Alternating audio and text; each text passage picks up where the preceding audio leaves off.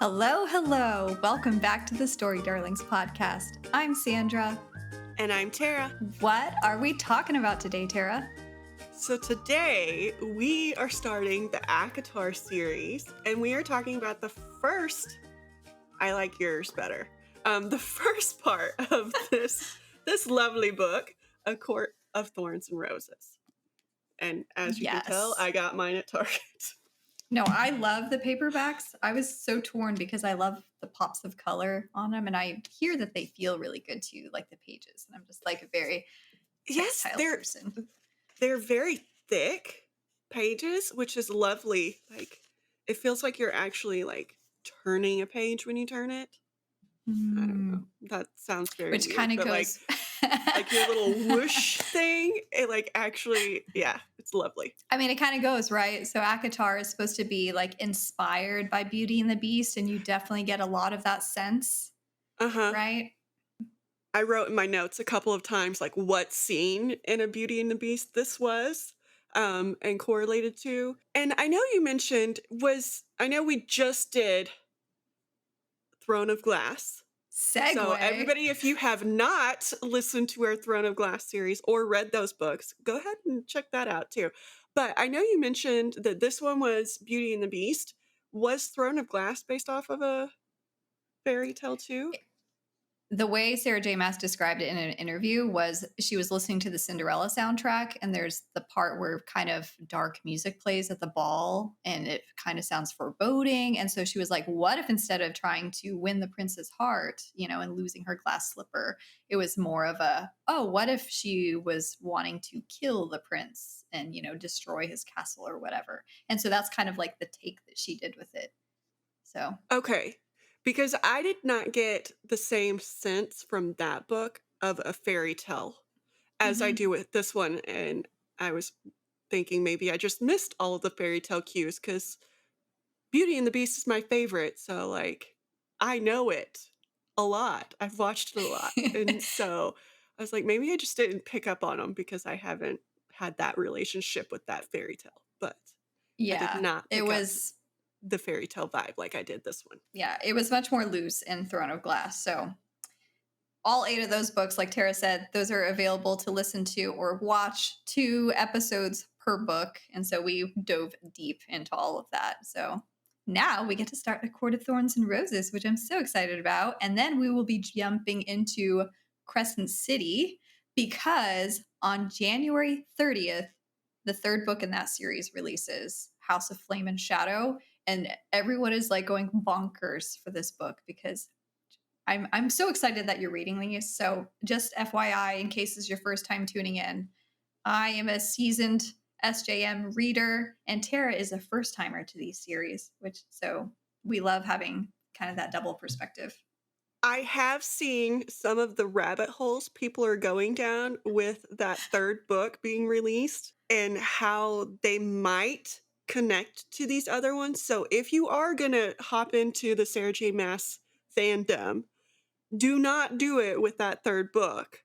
Like, read the rest of them so you get like the lead up to her reveals. So yeah, it's so satisfying that way. Mm-hmm. One thing I am going to suggest, because the lead up to the reveals are masterful. And there's another one. I'm just throwing out these words, and like these could all be Sarah J Maas masterful. Like, mastermind. Like we have a lot of like catchphrases for Sarah J Maas here. Like, she needs to listen to this so she can copyright these or something. I don't know. Yeah. I mean, with A Court of Thorns and Roses, so just FYI, this episode is only covering the first half. So chapters 1 through 23. And then next week, we'll release the last half of the book. So in this book, just be aware that there's going to be spoilers. So if you haven't read the book, pick it up or proceed at your own, just be aware. So since this has a lot in common with Beauty and the Beast, if you haven't watched Beauty and the Beast by now, like, where have you been living? There's so much in common. So you have Feyre and you have Tamlin. You want to talk about kind of the similarities and like who you draw like parallels to? So Feyre is obviously Belle. She is the poor provincial little girl.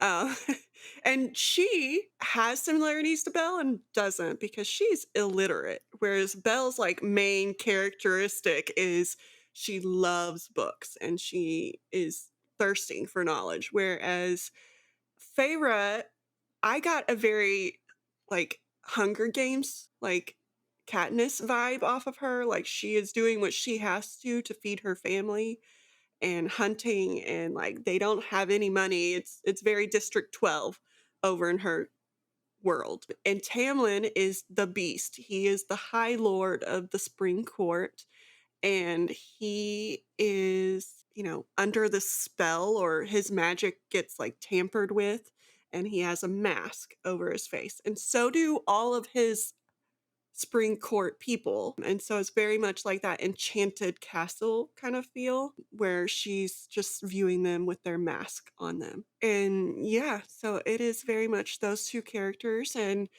at one point, he kind of kidnaps her just like the beast does Belle, and she has to live with him in his castle. So yes, very, very like just straight down that like script of Beauty and the Beast right there. Yeah, when we meet Feyre, she's in the middle of the woods, very far north, farther north than she typically goes to go hunting. And like Tara said, she's the only one that gets off her ass and does anything for this family and provides.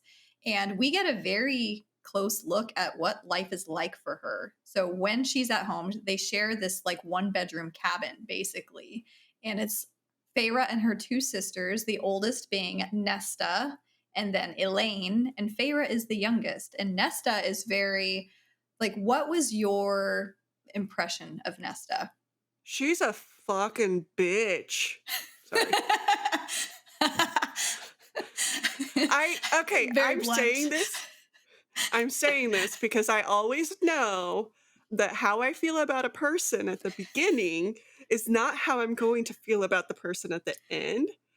So these are my first impressions. So if I change my mind, Hey.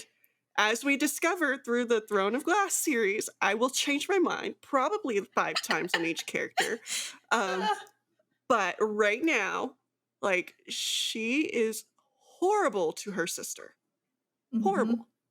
This is what we're here for, Tara. We're here for the hot takes. She is whatever you feel, the first reaction you have. I love it. Fucking She bitch. is Okay. very princessy. Like everything has to be my way, and very stuck up and very conceited because she used to have a lot of money, right? And so she is the one who grew up with that money for the longest amount of time. And so she is stuck in the ways that she would have been if she still had that money, I think. Their father was known as the Prince of Merchants. He used to be a very successful, wealthy man. And Nesta was used to that lifestyle. And she also, you get the sense that she just harbors a lot of resentment against the Mhm. father, too, because as we see in those first few scenes with him, he's very passive, doesn't really lift a finger. Like he has an injured foot from when the creditors came knocking or injured knee and beat the Mhm. shit out of him. And so he can barely walk. And so basically he sits around at home all day making little wooden figurines and stuff. But Nesta is very much like she just resents him and doesn't have any good feelings toward him. Mhm. Well, and there was a lot about Nesta and Thera having the same kind of looks as their mother. And so there's some resentment in there about that too. Because I get the sense that the mother wasn't very good either. Like she was described as cold and to her children and didn't educate them, which is why Thera is illiterate. And so I feel like foreshadowing wise, there's going to be something with the mother involved. And I could be completely wrong, but I feel like there's something that ties into that mother and the reason she was cold, and just I think Mass has built that in for a reason. And then Elaine is more like the dad, I think, in like looks, because she's not mentioned that they have the same eyes or anything like that. It's just Nesta and Feyre. And so Yeah, I Elaine's think Elaine, described as having brown eyes, and she's uh-huh. just kind of, you get that delicate flower sister, And just kind of.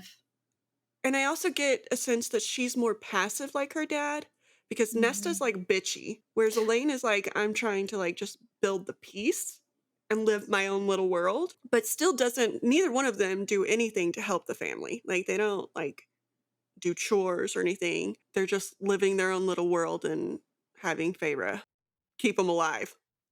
Yeah.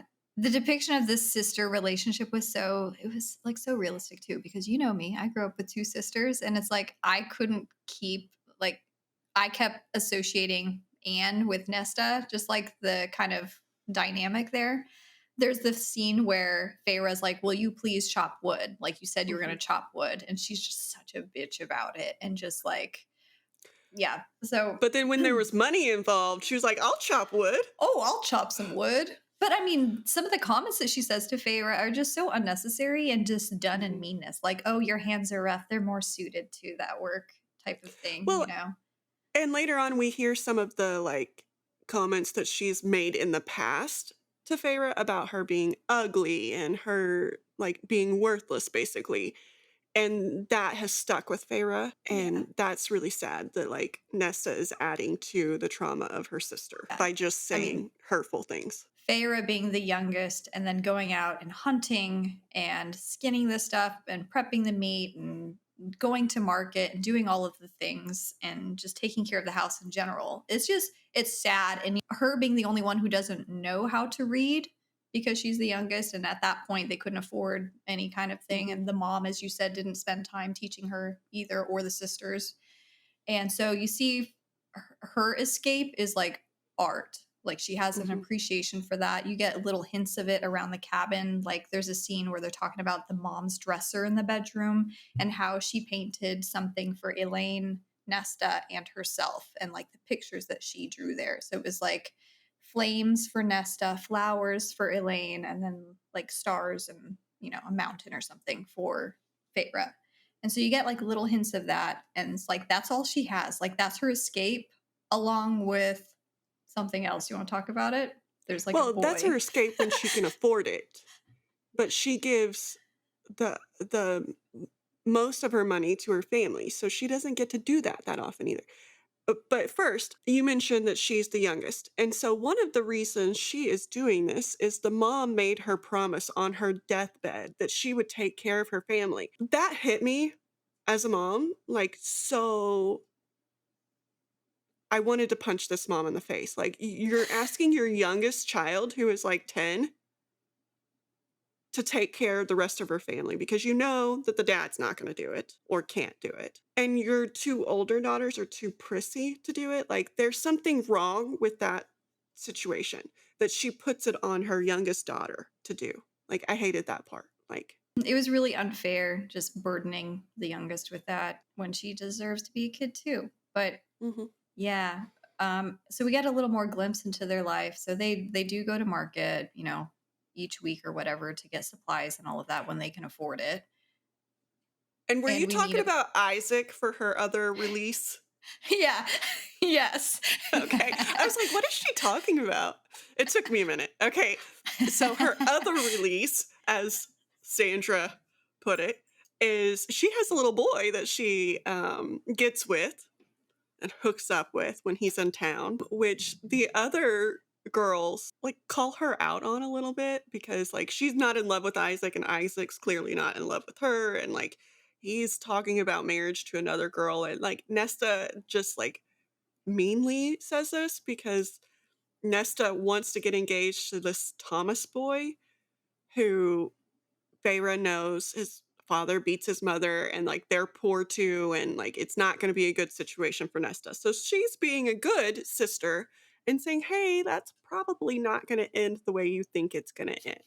Probably don't do that." But Nesta being a bitch is like, "Well, you have no like right to tell me what to do. Like your boyfriend Dude, is like." she's basically like, you're rotting in a barn with Isaac Hale, like in front of the dad, and he's just like,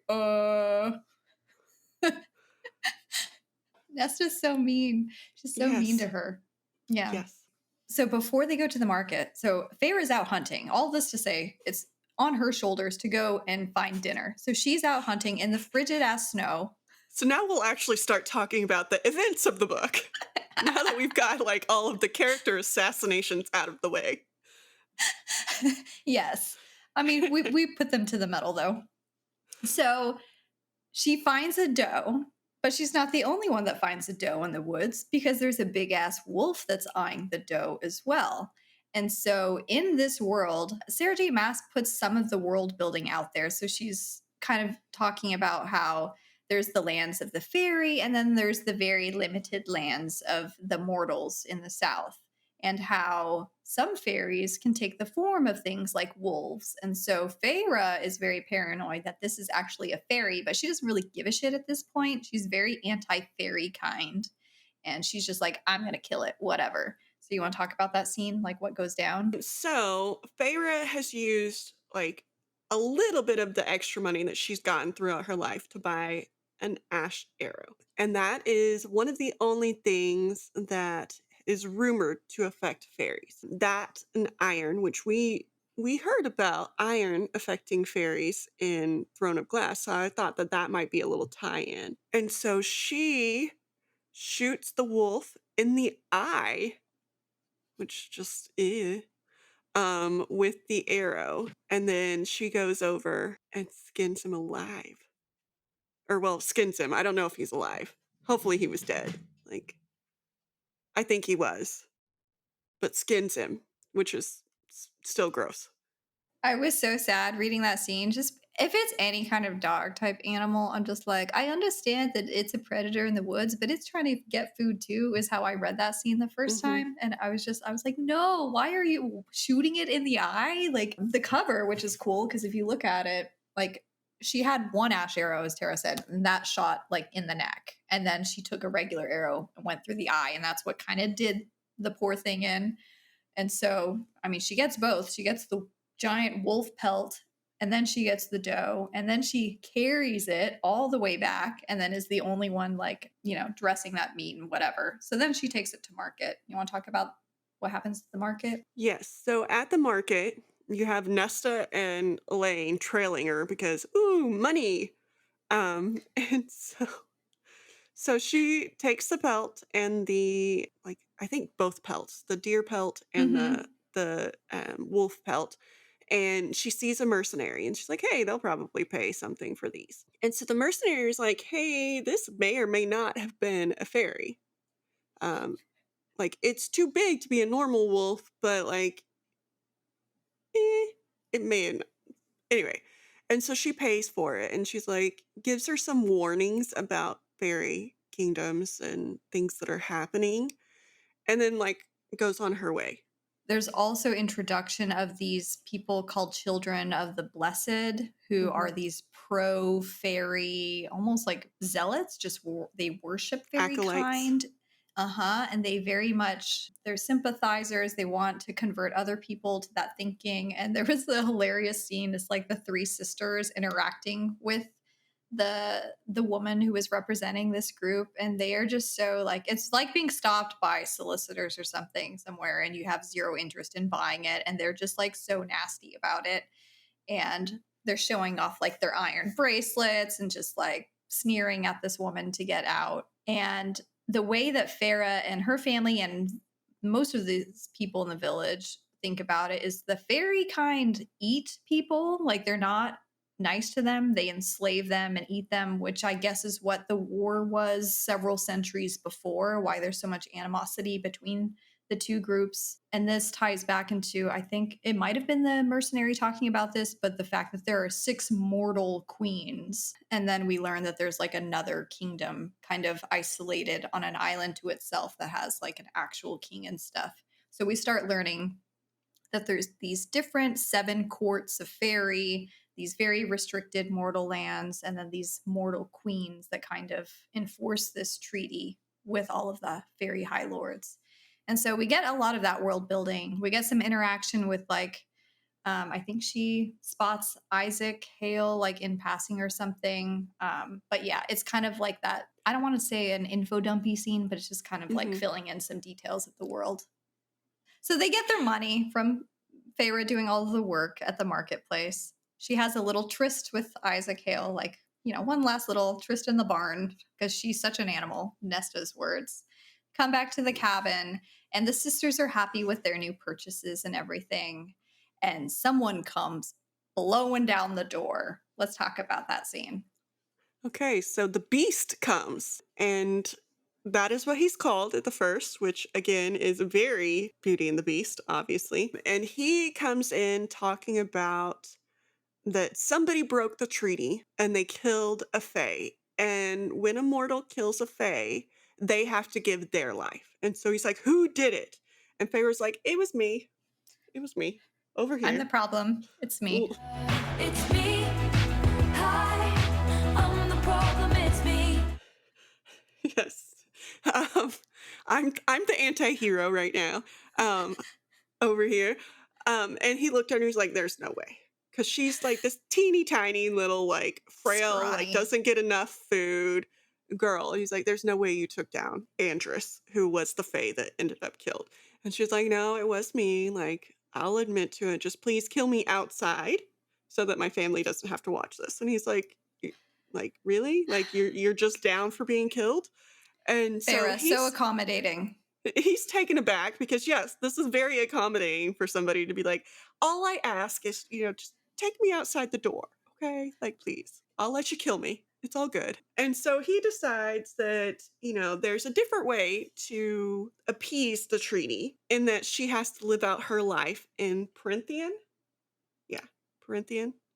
Prythian. Um, and live with him, or at least in the Fey City. And so he's like, "I won't take your life, but you have to give your life to Prythian." This whole scene, it was just even facing her own mortality, like possibly being killed. Feyre is like so worried about the well-being of her family. She's like basically yelling over her shoulder, "Nesta, don't marry Thomas. It's not good that he and his brothers don't defend their mom when she's getting beat by the father. And, hey, this food is going to last you this long." She's trying to still like take care of them as much as she can, even when she's Mhm. facing her own end potentially. And that just speaks a lot to who she is. And Mhm. then she is whisked away, basically, horseback up into the northern lands. Yes. To the Fae, which she is already deathly afraid of. Has All of the gotten stories. warnings Mhm. about.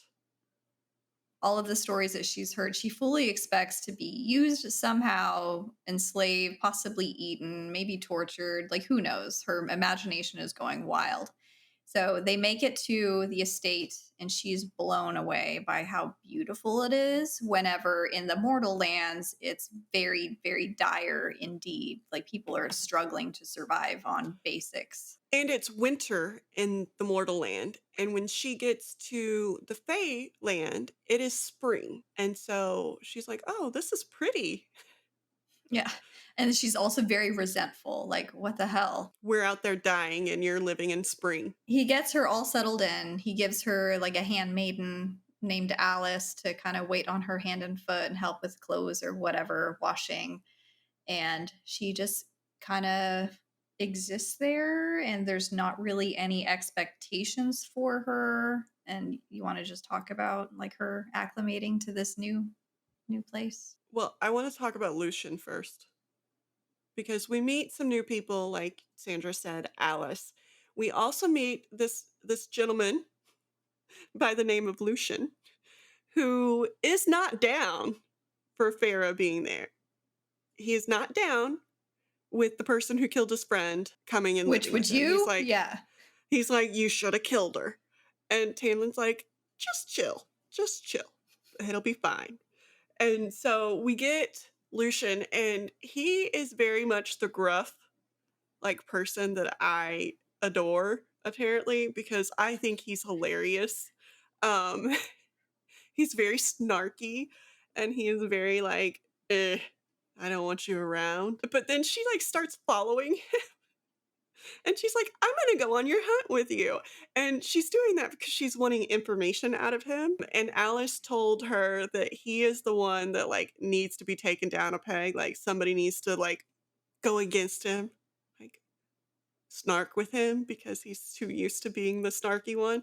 And so she's like, "If you're brave enough, like, he's the one that you can like go with and figure out stuff and like maybe take him down a peg or two. So that's what she does. And so she's snarky right back to him. He's like, wouldn't have imagined that from a human. Like, and so I love them building a little bit of a relationship because it's hilarious that she is so afraid of him, but can't hold her snark back. She can't hold her like personality back. And so she snarks right back at him. Lucian, yeah, he's definitely one of your favorite characters when you're reading the series. And he just looks different from everyone, too. Like, he has the long, fiery red hair. He's missing an eye. So he has like a metal eye, which we're listening to the audiobook as well as reading the physical book.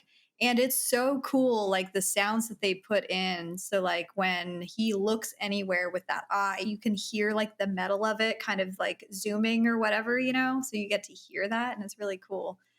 Also, like the voices that they do for them. It's really cool getting to hear his voice versus like Tamlin. And Lucian is very much like always laughing and jesting at Feyre or anybody else's expense. He's very snarky. He is also a rule breaker. He likes to like put on that will think about following the rules, but he enjoys like kind of breaking them whenever he feels like it. He's just a fun character, you know? He's a little more like roguish. And we discover that he's not even from the Spring Court, right? You want to give some backstory to him? So he is actually the 7th son of the High Lord of the Night Court. No, not Night Court. What court? Autumn Court. Autumn. Court. We get mention of the Night Court later, but of the Autumn Court. And the reason he is in the Spring Court is he does not get along with his dad because his dad had the love of his life executed because she wasn't good enough for his son. And so Lucian had to watch the person that he loved be executed because he loved her. And so he's like, I'm done with you. Like, I disown like my birthright. I'm done. And in doing so, he opened himself up to his brothers trying to kill him because, you know, one less person fighting for High Lord when their dad dies, right? But there were 3 of them that attacked him and only 1 returned home. So, I mean, in effect, they did lower the odds or raise the odds of, you know, their brothers getting the throne, but not in the way that they intended. So Lucian killed one of them and Tamlin killed the other one because they had crossed over into Tamlin's territory. And we've discovered that Tamlin is the High Lord of the Spring Court, which is why everybody has to listen to him when he says this mortal will be living here and she will not be harmed. And so he was the High Lord of the Spring Court, and these brothers crossed his territory, so he was allowed to do whatever he wanted to them. And he just killed them, and so 1 returned. Didn't the Autumn Court dynamic feel like Sartak's family to the extreme to you, where everyone's vying for the throne and they can be as cutthroat about it as they want to go? Although Sartak's family, they did not go to the extremes of wanting to kill their brothers and sisters. Not the present generation, yeah. But you get the sense in the past that it was very much that way. It was that way, yeah. So again, very Greek god-like, where they're all fighting all the time. So you get sympathy points for Lucian, like out of the gate. You're like, oh, so he's basically here, you know, as refuge, and Tamlin has made him the emissary of the court. So he still has to deal with his dad and his brothers because as emissary, he has to go back to the different courts, which I got a very like weird sense off of the courts because later on we will see them all come together. But at the beginning, I'm like, are they all fighting? Like they came together for the war, but they don't seem very close otherwise because like Tamlin has his territory and if anybody else crosses it without his permission, he gets to kill him. And so, like, you get the sense that they're not very connected otherwise. But then you get a holiday, which is Sandra's favorite thing in the world, and you see them all come together. So I don't know just yet what the court dynamics are between the different courts. Yeah, I think at this point, all we really know is that in this war centuries ago, some fairy kind helped the mortals. That's why it was a long and bitter war like it was, and why they ended up coming to a treaty. And so you don't know if it's maybe some of that history that has different courts at odds with each other, with some conflict. You also hear about, it's not really a court, but a kingdom that lost none of their lands in the treaty. And they're just kind of like by themselves because this is the only court that has a king, not a high lord. And it's King of Hybern, right? Highburn. And so you get that is like this mystery like entity up on this little mountain thing, island or whatever, that's off by itself. And then you have all the other courts. So like we were introduced to the night court, the spring court, the autumn court, the summer court, and then Winter court, winter court. day And then there was some court. like day court, and there was a dawn court, wasn't there, or something like that? I think so. Is that 7? I don't know. Is it I was on the counting, map? but then I counted weird. So Oh, it's on the map.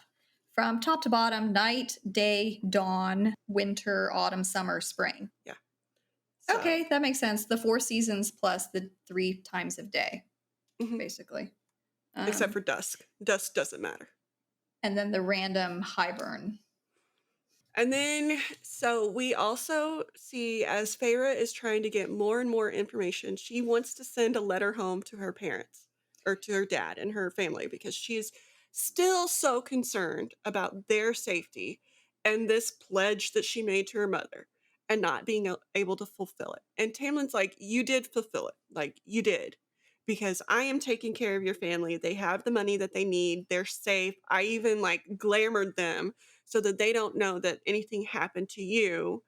And I glamored them so that if there's any sign of anything, they run.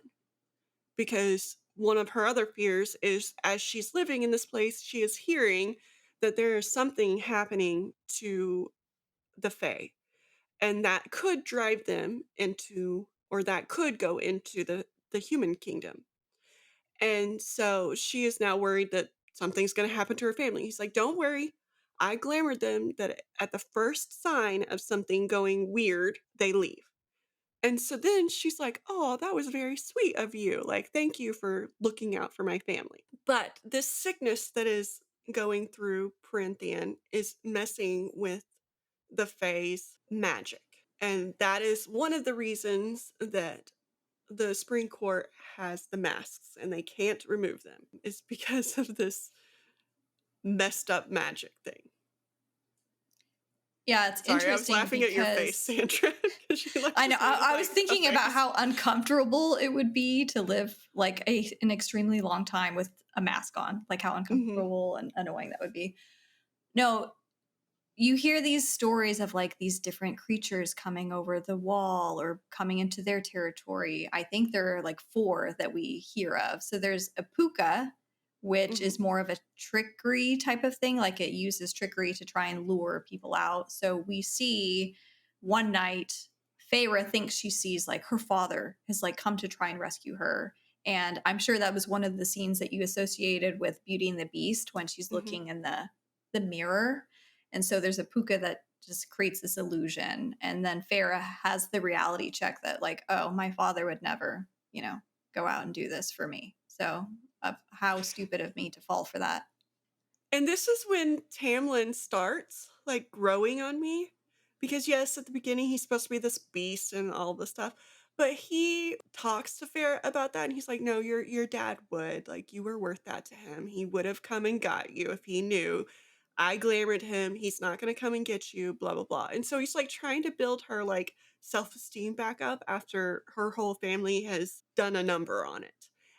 And I know this is going to be a Kale situation again because I have a feeling Tamlin is going to go downhill somewhere and he's going to be back to the beast and blah. But right now, I am Team Tamlin. Like, he is being very sweet to her and I am enjoying the interactions between her and him because it seems like he is building her back up.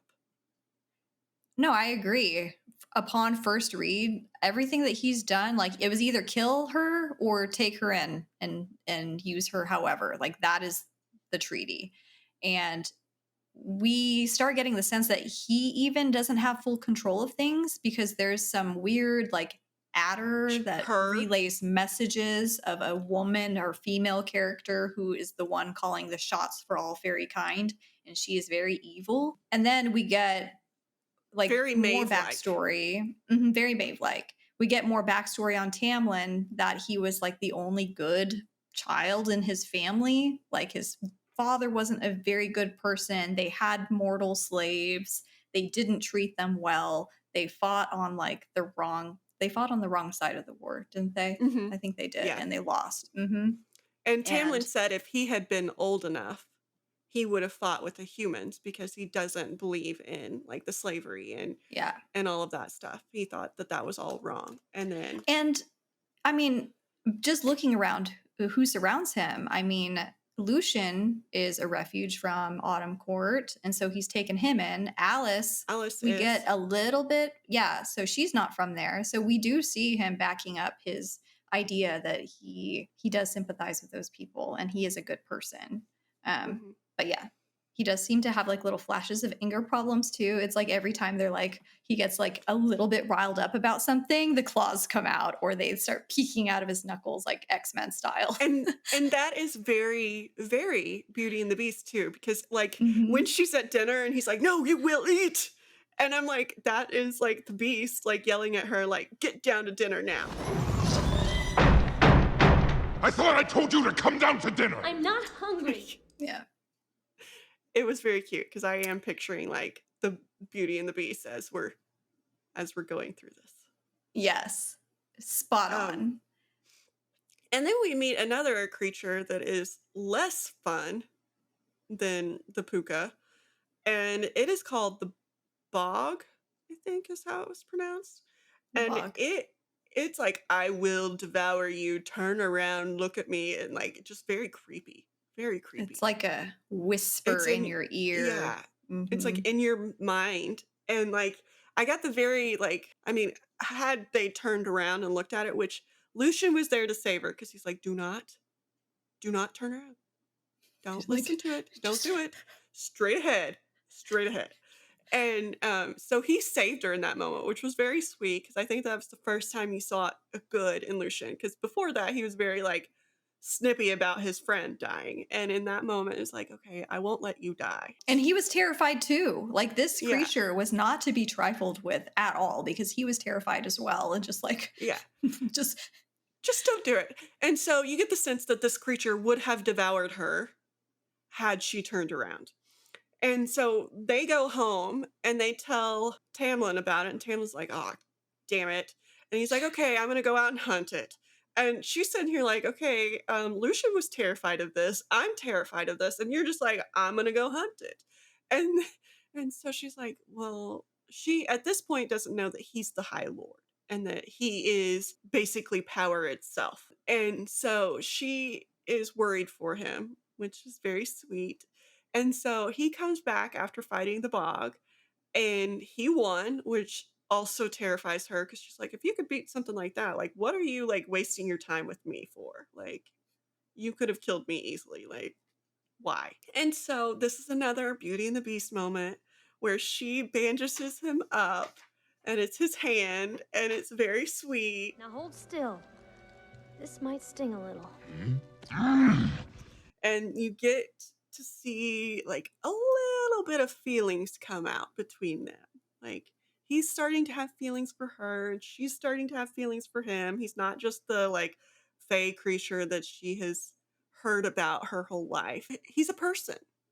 Like he's Mhm. not just this animal. And she's also starting to feel bad that she killed Andrus. Because she's like, okay, well, if they're nice and can be something other than what I've heard my whole life, then maybe he was too. And like, I killed him without like letting him be. I think it doesn't help either that Lucian is constantly, like in the beginning at least, like throwing in her face. Like he wasn't even trying to kill you and you just like Mhm. cold-blooded shot him. Uh-huh. And then we also hear know? that he wasn't even like wanting to be in the human realm. He was sent there to find something that maybe would help with the sickness. And then she like starts feeling even worse because she's like, oh man, he wasn't like there to hurt anybody. Not just he wasn't there to hurt Yeah. me. He wasn't there to hurt anybody. He was there to help his people. And she's like, I would have done that. Yeah. So I definitely felt for Feyre in that moment because the gravity of her realizing she skinned this like very humanoid living creature that was friends and loved by other people. It's like very brutal, a very brutal reality to awaken to. But as this relationship with Tamlin starts developing, you know, him trying to ease her mind about her family, you know, saving her, like them helping each other when he's injured and stuff, he starts showing her more around the different wings of the estate and stuff. Let's tell me the things. again, another very Beauty and the Beast moment. He gives her a library. I've never seen so many books in all my life. You like it? It's wonderful. Then it's yours. Because, like, well, he shows her the library. And in Beauty and the Beast, that's like the end all be all. Yeah, right? she's like, Because she loves to read. And so, because Feyre's illiterate, she uses this to try and help her learn how to write to her family. And so, in doing that, Tamlin picks up on the fact that she can't read or write. And he does something very funny / very like, um, but he finds this list of these words that she didn't know the meaning of, that she's like writing down, like as she's trying to read this like children's book, right? And like learn words and stuff. So she wrote down a list of words that she couldn't recognize, and he made them into dirty lyrics or limericks. yeah.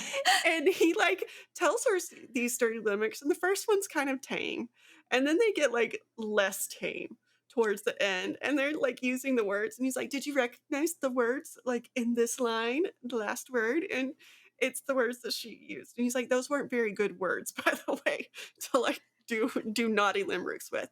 And then he tells her that he used to do that with like his like warriors or whatever on the battlefield as like a way to pass time and to have fun, is to like find words and like make little limericks about them, and whoever made the best won or whatever.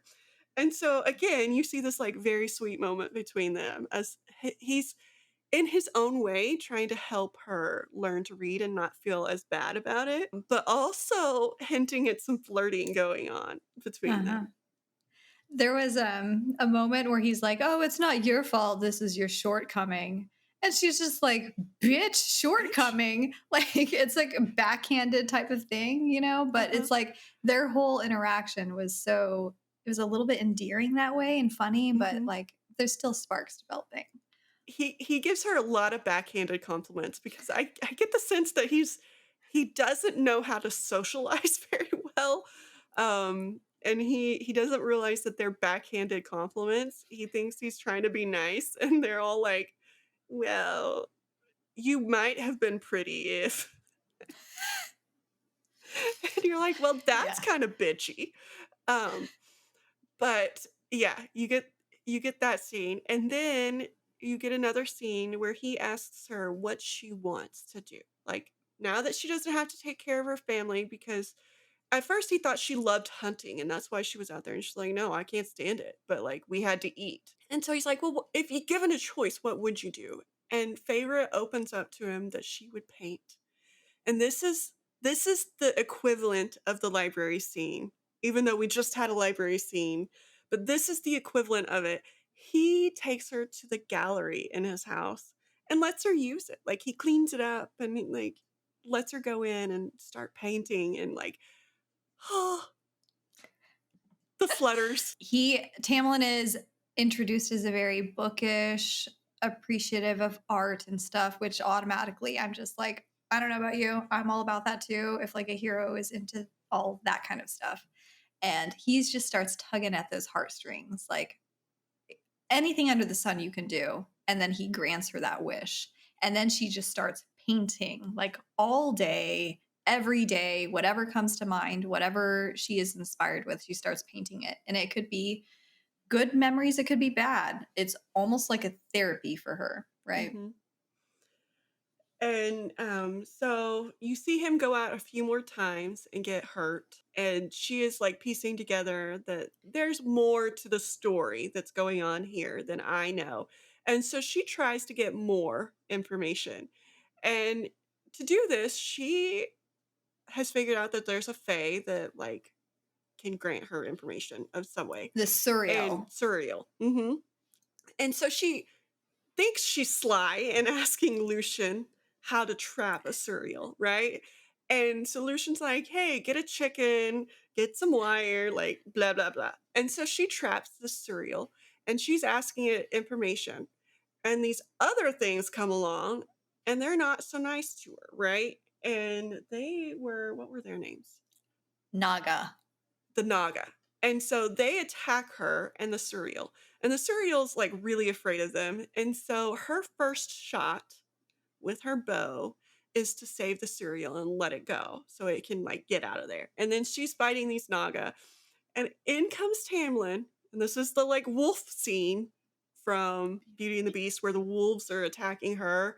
And the beast comes in and like saves her. And so he saves her. He gets a little hurt, whatever. And she feels very indebted to him for saving her because, yeah, why not? And he's like, why were you out this far? And this is one of those scenes where his little like claws come out and he's a little agitated that she didn't listen to what he said and was out too far. And she does not throw Lucian under the bus. She keeps their secret. And I think that like builds their relationship up a little bit because he's like, you could have told on me and I would have gotten in trouble. But instead, you took the blame and you're like, hey, it was all my own doing. I didn't realize I was that far. And Lucian's like, well, I kind of paused when I heard you yell and I didn't go as fast as I should have probably. But like, I'm still in the boat that like, I don't really care if you live or die kind of moment. At least he's upfront she's like, about it. And she's like, that's okay. I get it. I get it. I get where you're coming from. And so she doesn't even hold it against him. And so he, I think, has more respect for her after that, where she doesn't turn him in and she respects the fact that he didn't want to come after her. He didn't want to help her. But Tamlin does. And again, that builds some sparks between her and Tamlin a little bit. Do you remember what she was asking the surreal? I think she was asking more about the sickness and like what's trying to get going on with that, information. because she was trying to get information that she could feed to her family so that they could watch out for what's happening. And this is again also where Tamlin like figures out that she was going after Suriel, and she's like, so what did it tell you? And she's like, nothing of use. Like, and he was like, oh, okay. And then he was like, well, what were you asking it? And so she kind of tells him, like, I was trying to get more information about this. It wasn't all that she was trying to get, but like that's one of her questions. So Tamlin's like, well, your family doesn't have to worry about that. I put that glamour on them. Like, they will leave at first sign of anything going wrong. And so she's like, oh, okay, so you did care about my family a little bit and blah, blah, blah. And so then another very funny moment happens because Tamlin makes some like snarky comment to her. And she's like, oh, should I bow, High Lord? And he's like, oh, it didn't give you anything of use. And so he figured out that the cereal did give her a piece of information and she let it go in a snarky moment where like she was like, oh, should I like bow to you? Yes, that's where up until this point, it wasn't clear whether he was the High Lord, right? She found out No, through he the was just a serial. high fae. Yes, and so she found out through the serial, and the serial was also telling her about the 7 courts and stuff. But the one thing that really, really struck her was the serial, for being a creepy creature with its bones clicking when it talks, a very raspy voice. It also talks very vaguely, obtusely, and so it gives her this information, and then it tells her that she needs to stay with the High Lord too, right? Like that stays with her, and she keeps thinking about that after her meeting with the surreal. You're safe with him. Mm-hmm. And then Tamlin, you have a little picnic, which is very reminiscent of Beauty and the Beast again. And so he takes her on this picnic, and Lucian's there too. It's so weird. Third wheel. And this is where she finds out all of the information about Lucian too, is at this picnic, because Tamlin is opening up. Like, he is finding her amusing, and so is Lucian. Like, Lucian has laughed a few times at her like snipping at Tamlin, and she makes a few jokes, and Lucian like cackles at them and stuff. And you just see like a friendship building between her and Lucian, and then also her and Tamlin, with more a little like relationshipy feel with her and Tamlin.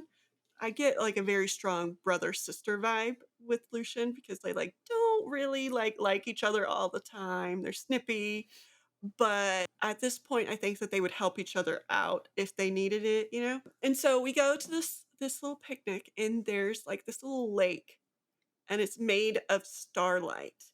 And so Lucian shows her that.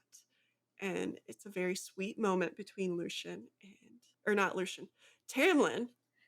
And I'm stuck on Lucian. Like my sweet moment would be with Lucian. Tamlin and Feyre. Yes, it starts getting very romantic. I don't know what it is about the lake water substance either, the starlight liquid or whatever, but it's kind of, I don't know, it struck me as being kind of aphrodisiacal too, as you know what I mean? Like it just gets them Yeah. kind of like in that headspace too. Very romantic scene. And this And isn't the then only little outing that they have either. Go no, ahead. but the next kind of like event that happens after that is they got closer.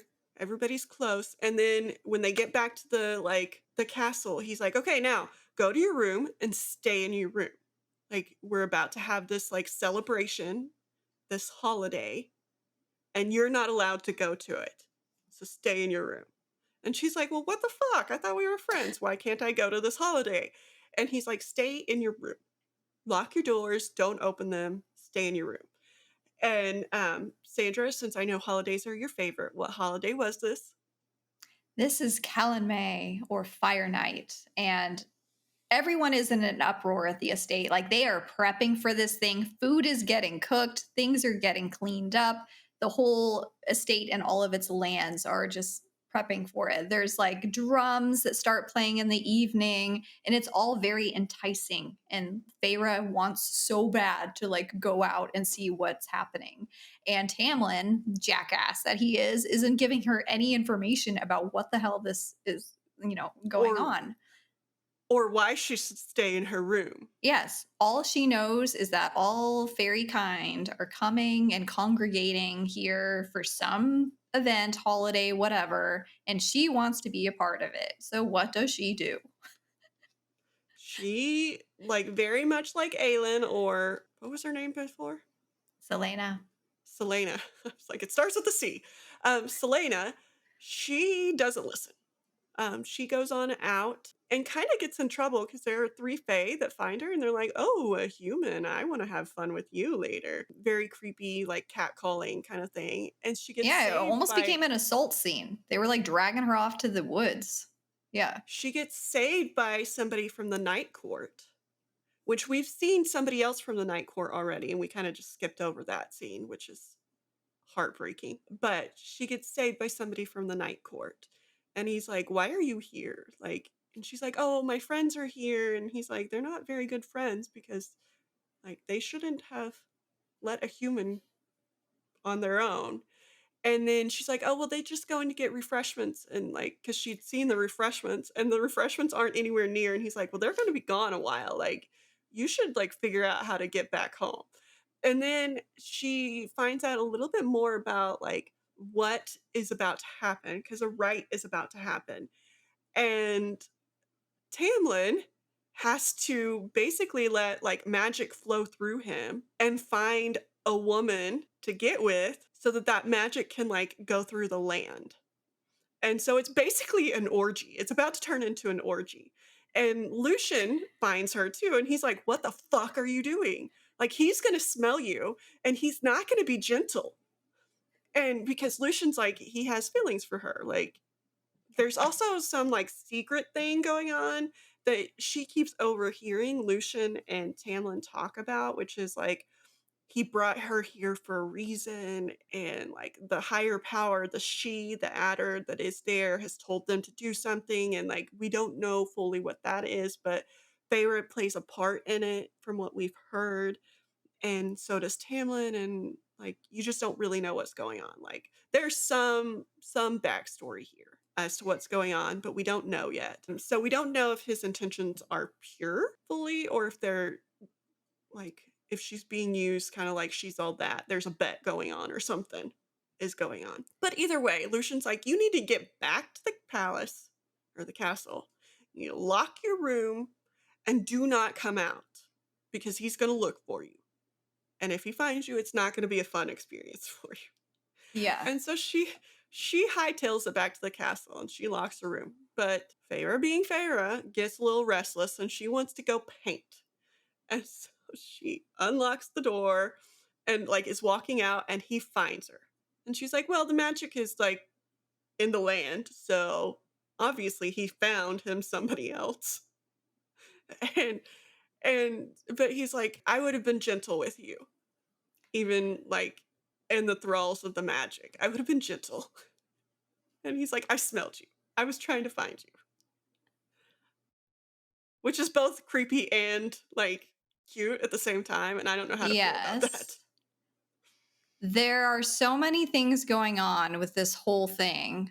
It's just, she definitely feels like a fish out of water at the actual Callan May event because no one is paying any attention to her, or the attention she is getting is very unwanted and mean. So the fact that that guy covered for her basically when because she's bad at lying for this night for some reason, like her lies suck, and he's just like, oh, there you are, I was looking for you. It was like what he says to her. It was very sweet.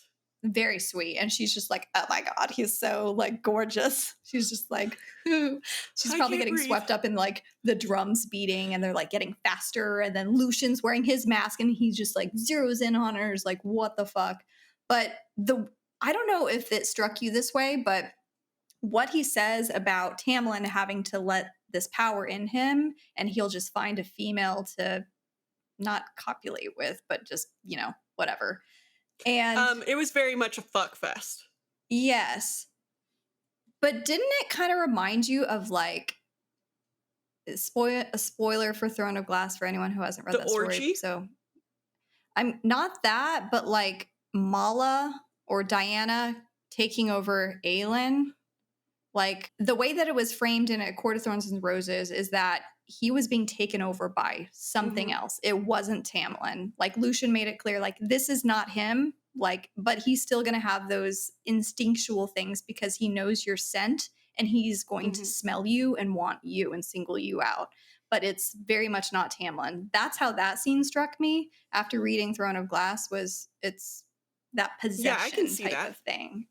And so it's almost like, what's going on here? Because they've said a few times in the first half of this book, the forgotten gods, or, you know, they're not worshipped anymore or whatever. So it's very like, what is going on here? And this is supposed to regenerate magic in the land for all of the fairy courts, but it's dwindling year after year anyway. And who is this woman calling the shots? There's a lot of unanswered questions right now. And it's this woman who sent, if we want to go back to that other night court fairy, the blue-skinned stub winged, which was so heartbreaking. Was actually from the summer court. I was wrong. Summer court. Yeah, I just looked at my notes. You want to talk about that night? So Tamlin comes in carrying this blue fairy, and the blue fairy is yelling, "She took my wings. She took my wings." And he's obviously dying. He's lost too much blood. Somebody like ripped his wings off. And Feyre sits with him and is basically the sweetest little person. She's like, it's okay. You're going to be okay. Like, you'll get your wings back. It'll be okay. Blah, blah, blah. And just trying to ease his, like, him into death, basically. And sat there even after he died, holding his hand.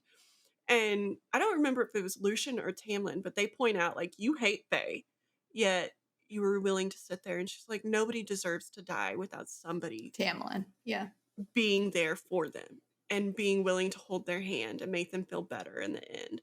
And so again, I think that that's a scene that like Tamlin realizes that there's more to her than just a human. Like she cares and she is very nice and all of those things. But it was very sad because the Fae died from losing his wings because he was bleeding. And I know you have not watched Lucifer, but I am also getting a lot of Lucifer vibes from this. Like, Lucian acts like Lucifer, like, you know, but there's a deep, dark secret as to why he acts like he doesn't care, you know? But then Lucifer's wings get ripped off a few times and like he cuts them off and stuff. And like losing the wings, it just like gave me very Lucifer vibes. And Yeah. although he's not blue, he's just very attractive. So, like, I feel like this scene was a pivotal moment for both Tamlin and Feyre because, as you said, Tamlin starts sympathizing with her more and is like, "Oh, she is capable of caring about something besides just humans. Like she can care for fairy kind too." So she starts melting his ice that's around him, and then for her, it's kind of a wake up call because she's been raised in a world where fairy are all powerful, they're evil. But she's slowly beginning to understand that there are things going on in the fairylands that they're at conflict with each other. I mean, there's weird monsters out there that they have to protect themselves from. It's not all like roses and rainbows up there either. So she's learning that as well. I get the sense that she is realizing that humans are not that high on their priority list, too. Like, They got because their own she grew shit. up, yeah, she grew up thinking that like humans are like, they're just out there attacking humans and like, like, that was their goal in life is to kill as many humans as possible, right? And she's realizing like, they don't give a shit about us. Like, really, like, we're off on our own little world. We're the ones who, if anything, are harboring resentment and are harboring these ill feelings towards them. And so, yeah, you get that sense. And then we end this half with Feyre taking Tamlin to her gallery, which nobody has been able to see. She asked for a lock to be put on the door and for her to have the only key because she didn't want anybody to walk in on her art. And so she is taking Tamlin through and she's like, hopefully he doesn't notice those ones on the wall. Of course, Tamlin notices those ones on the wall. And he's like looking at them and he understands Feyre enough that he gets what each picture was, like what the inspiration was, even though you can't really tell. And there's one picture that he finds that is her, she painted it about the feeling of her and Isaac being together. And he gets a little jealous and he's like, so this is you and that boy you used to know. And while you were Boy. making love, and she's like, hey, you don't get to be jealous because you just last night hooked up with some other chick during this rite. And like, I didn't say anything about it. So shut the hell up. Uh, and so you get to see his jealousy and her like just be like, you have no grounds. Like, we're not even together. Like, back off. And then he picks one that is like a gloomy painting as the one he wants. And she's like, but why? Like, that one's so sad and like gloomy. And he's like, but it's like the real world. That kind of tugged at my heartstrings too. I'm like, out of all of the ones he wanted, the snowy wood, you know? Hmm. And then he takes her to another like little picnic area. And it's not the same glen, it's just a normal little glen. And they're having this little heart to heart about like what they think of each other kind of thing. And at the end, she falls asleep. Oh, no. So she falls asleep to the willow singing, and he had opened her like up to being able to see the real Fey world. Like he gave her a little bit of his like magic, and to where she could see and hear the real Fey world and see the real him, even though he still had a mask on. And she's like, "Oh, you're like sparkly, basically, like you're shiny," and like yeah, it was just very sweet that he let her see the real him after she let him see the real her through her paintings. And so then she's like falling asleep on this little glen and he like rolls over and he's like, yeah, you're exactly what I dreamed too. And I'm like, Which, oh, like, yes, why were such you dreaming of her? Like, is this more? Is this the like what the she is making you do? Or is this just a very sweet comment about like, the person I wanted in my life? This is what I dreamed they would be like. Or is yes, it like I dream specifically of you?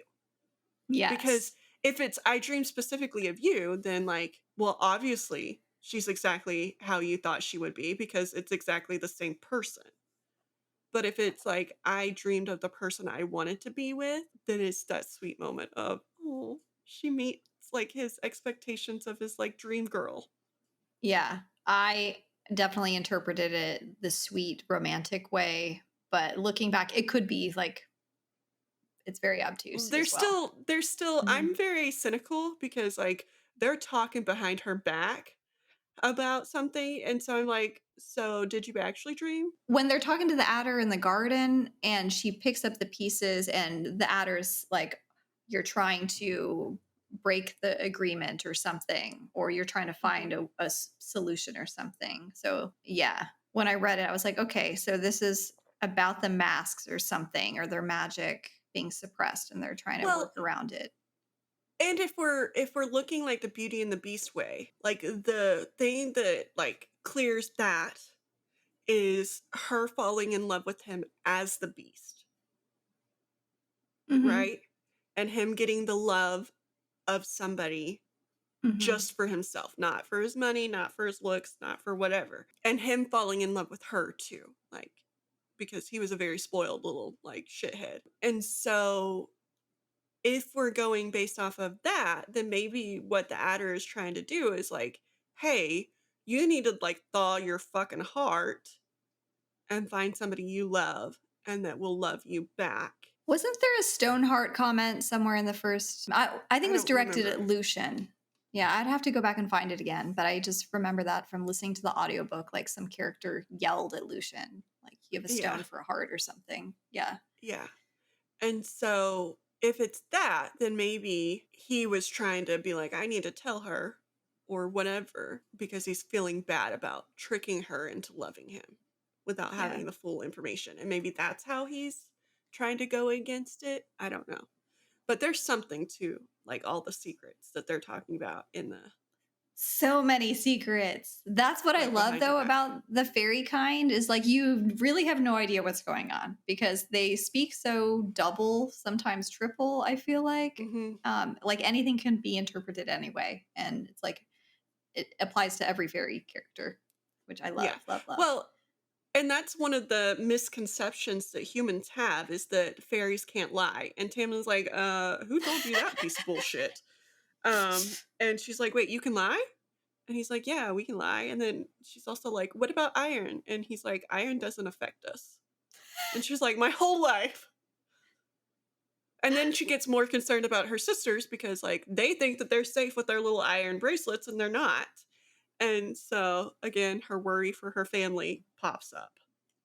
But yeah, he's telling her all their secrets. I just love the family unit that starts building between Lucian, Tamlin, and Feyre, especially at the dinner table, because they sit down together to eat like so often.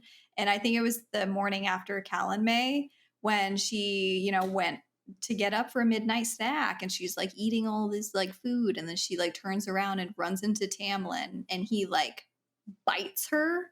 Like Mm. it was kind of like a very hot moment. It's like, is he still riding that high of whatever energy was flowing through him? But he like bites her like right here. And then she's like, whatever. She like sticks her nose up the next morning. She's like going down to the breakfast table and sitting there. And Lucian is just like, what Who bit happened to your you? neck? Yeah.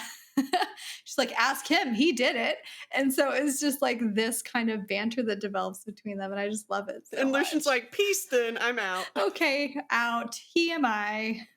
Like, hi, I have something very, very important I need to do. I don't know what it is, but I have something very, very important I need to do. Yes. So, I mean, that was pretty much the first half of the book, right? So, what did Hmm. you think overall? I love Lucian. Like, he has some Yeah. comedy gold, and like, I mean, just in that scene, he's like, I have something to do. I don't really know what I need to do, but there's something severely important outside of this room I need to do. Yes. Oh. And then I love the way that Lucian calls her human. He doesn't call her her name. He just calls her human. And it's like this little like nickname kind of thing. It started out Hmm. as like a nasty thing, you know? It was like, you human. But then towards the end, it's like, oh, hi human. You know, it's like a cuter nickname. Like, I Yeah. don't know. I liked that too. I love it. I like It's Lucian. definitely a term of endearment now. Mm-hmm. I think So Sarah J Maas has some unfortunate surprises in store for me, just knowing her writing. Um, like, I think I'm going to be disappointed by people in the future. Hopefully not Lucian, because right now, like, he's my man. But I mean, Kale was my man in the past, so like, I don't have high hopes for the people I pick out faring well in her books, because I'm apparently a horrible pick of guys in real life too. So that's great. It goes into books too. I can't wait till it starts changing because, like, in any of her books, like, she'll give you that little fairy tale taste. And then it's like after the first book or so, And then I now I'm mean, gonna if even stab that, you in it the just, heart. it like completely starts changing. Yeah. So I like seeing how she'll subvert expectations and having you be a first time reader. I'm like so enjoying. Yeah, I'm expecting it. I was not expecting the 180 that I took in Throne of Glass. I was not. But now I'm expecting there to be some 180 happening with somebody I like. Although she let me have Adian, kind of. There was a 180 with Adian in Throne of Glass. But Gavriel I got to keep. He was good the whole time. I liked that. Like, I got to keep. And then shit happened. Anyway, I'm trying to like build up, like, maybe I'll get to keep one of these people. Like, maybe Lucian won't be like a jackass at the end or something. Maybe Tamlin won't be a jackass at the end. But I don't have high expectations for that. We shall see. So next week, we're going to tune in for the rest of the book. So chapters 24 onward. And then we'll see how Tara's vibing and feeling Yeah. then. If you want to follow along on where we are with the read along or see how we're breaking up that schedule, I think Instagram is probably the best place to see like our reading schedule post and the episode release schedule, really. So it's just instagram.com/storydarlings. Okay. So tune in next Monday when we'll release the second half of A Court of Thorns and Roses by Sarah J Maas. And we will see you then. Puppy! Bye. Yeah. My puppy wanted to. Is Puppy out?